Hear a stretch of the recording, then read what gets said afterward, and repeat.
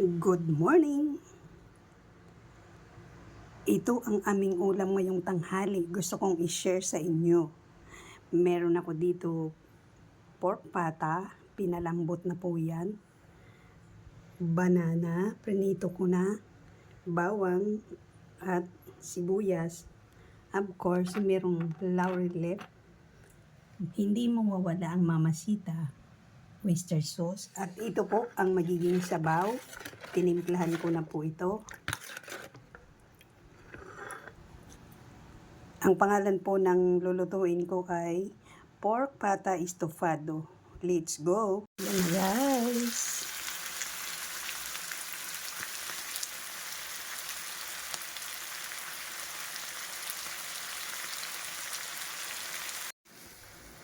Yan na, linagyan ko na siya ng sabaw. Takpan natin.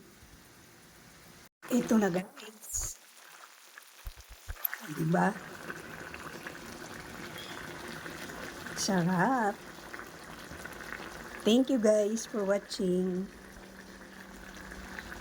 Like and subscribe. Pa-share na rin po.